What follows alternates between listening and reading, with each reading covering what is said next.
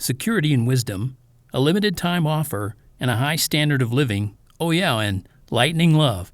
It's all in the Rhyme and Reason Podcast, episode 151.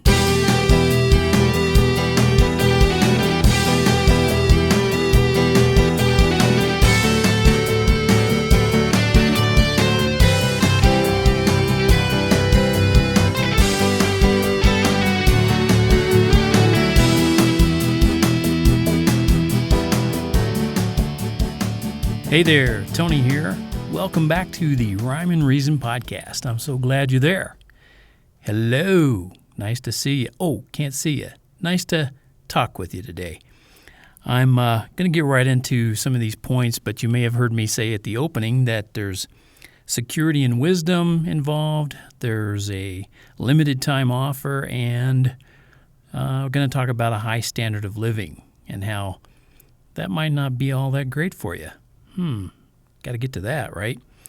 And I got a song for you this week, Lightning Love. It's been offered as a free song here and there, and it's a song I did some time ago, as a matter of fact, on some older keyboard technology that I used to have. And so, I don't know, a lot of people have said they really liked the feel of the song, and I figured I'd just share it for you, my special Rhyme and Reason Podcast listeners. So I'll have that in store today.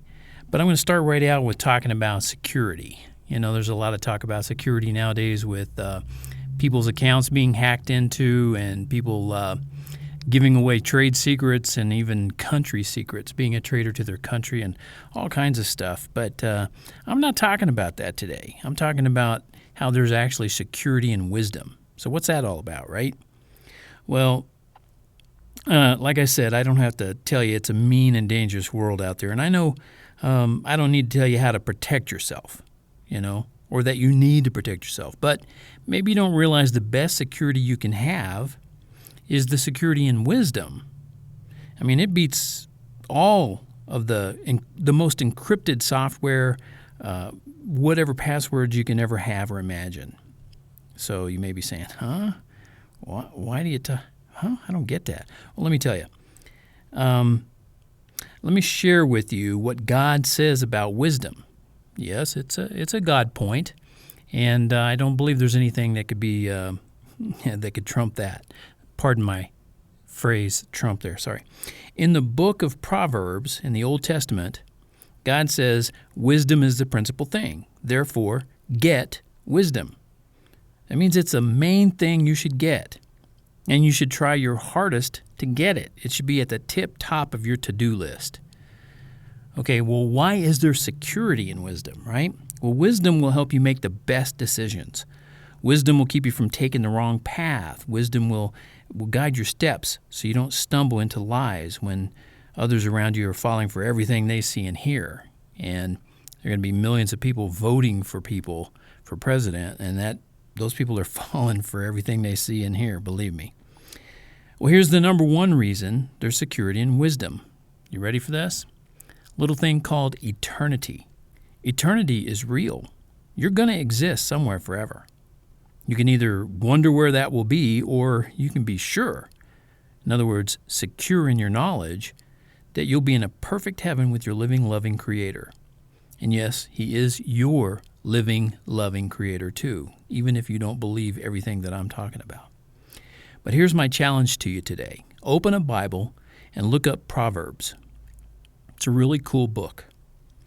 Read what the writer has to say about the security in wisdom. I believe you'll discover the truth. I believe you'll discover a love for you that this world will never show you. This world will never show you this kind of love. And I believe you'll discover how much love you'll want to pass on to someone else. Here's a little rhyme to help you remember the reason. Okay, get that? A little rhyme to help you remember the reason.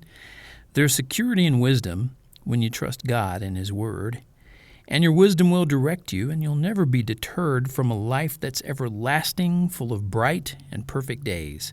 So go get yourself some wisdom and help others change their ways. But you got to remember, this is a limited time offer. Yeah, we got right into that, didn't we? A limited time offer. You may have heard that at the beginning of the show if you listen to the beginning. And I mentioned it another time right after the music, right? So you may have thought, uh-oh, he's got something to sell me, right? Limited time offer, you know how that works, right? Well, you've probably heard that sort of phrase put like this. Maybe, remember, this is a limited time offer. Hurry while supplies last. Sale ends tonight at midnight. And, you've heard all those kind of things on the radio, TV, online.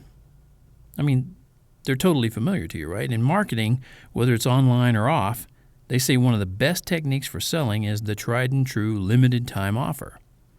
I'd probably have to agree with that. If you think this deal you're looking over might not be around tomorrow, you're maybe more likely to buy it today. Or if you think the price may go up after today, you might just buy today. But here's the kicker. This is not a limited time offer that I'm offering you. This isn't something I got to sell. I want to tell you that the limited time offer thing, that applies to you too. You're a little bit like real estate. There's a very limited supply of you, and you're only offered for a very short time. On average, a man's offer may only be into his middle to late 70s and a woman into her 80s. So how do you position yourself? It's a little marketing phrase there. How do you position yourself knowing that your supply and time are limited? My suggestion is position yourself for the now and forever. Now is the time you live and breathe in, work in, thrive, or dive in. Now is the time you can give of yourself and not just exist. And now is the time you can jump for joy or fall for lies. You won't be around here forever, though. If you concern yourself with conserving resources like water, air, and food, shouldn't you be even more concerned with your mortality? Market yourself as the valuable commodity you are, with all the tools at your disposal to create the USP, unique selling proposition, that is uniquely you. And then state it with authority, boldness, and courage.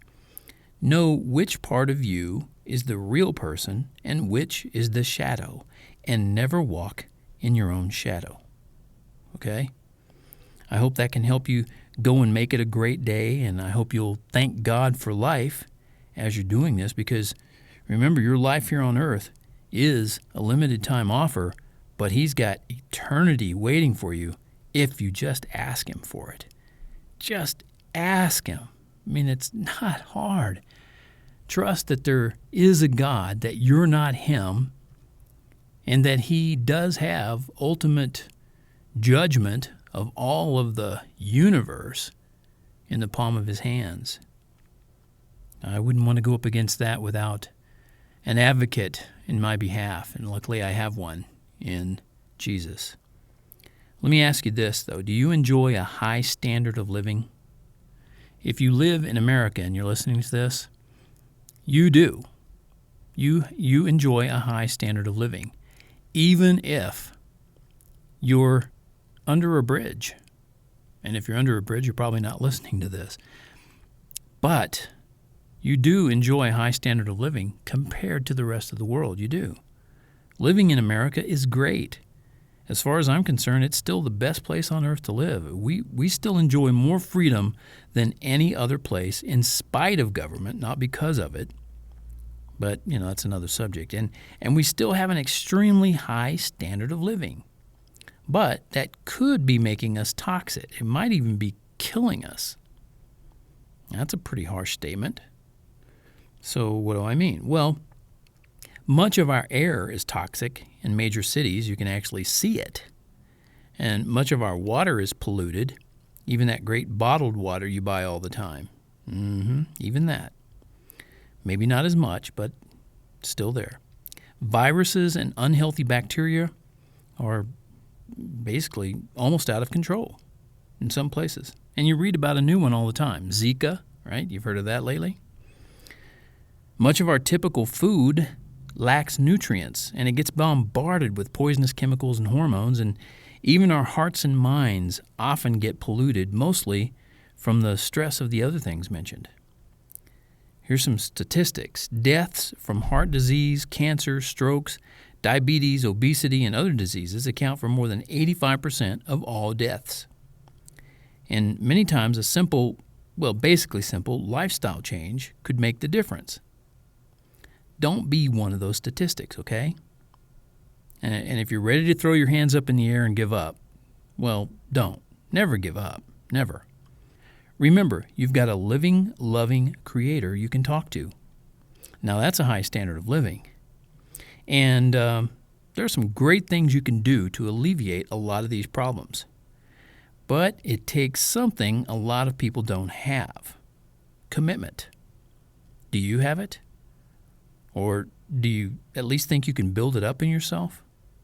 If so, you can enjoy a healthier, happier life and lifestyle. But it's not an easy thing to do. I mean, especially with so many of your friends and family and coworkers doing their parts to sabotage your efforts. How they do that? Well, they feed you negative comments. They naysay and scoff. They do just about anything but encourage. Why? Because they're discouraged and not willing to commit. And they certainly don't need some do-gooder showing them up when it comes to good food choices and moving around more. Once you commit to healthier choices, you become a beacon of light. And so many others choose to put on their sunglasses and roll down the shades. You know what I'm talking about, right? Well, I'll be sharing some things here on the podcast that you can do to offset the effects of bad air and water and chemicals and germs and pesticides. But I just want you to think about this until then. Your fate is not sealed. You can change the way you're living and take advantage of our high standard of living. It's a matter of choices. Just like I'm always talking about, where you spend eternity is a matter of choice. You have to choose, and you have to choose in this life. If you were to pass away today and you hadn't made a decision to be with God forever because you want to know Him and to love Him and Him to love you forever, if you passed away without making that decision, you won't go and be with Him forever because you have decided, and even if you say, I haven't made that conscious decision, you have decided not to accept Him. An omission is just as bad as a commission in that case. But you're still living, you're still breathing. You have to be if you're listening to this. So it's not too late. 1 second after your last breath, it is too late. But it's not too late right now. Okay, I won't drive that point home anymore.